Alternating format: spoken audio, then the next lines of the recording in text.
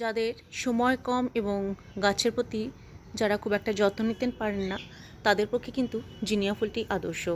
এটি খুব কম যত্নে হয় এবং এর খুব একটা সারও লাগে না।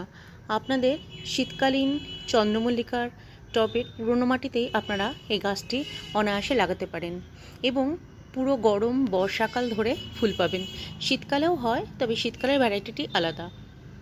জিনিয়া গাছে যেহেতু বেশি খাবার লাগে না, তাই চন্দ্রমল্লিকার পুরনো মাটিতে লাগানোর পরে আমি এদেরকে মাসে 15 দিন ছাড়া একবার করে শুকনো খোল দিয়েছি।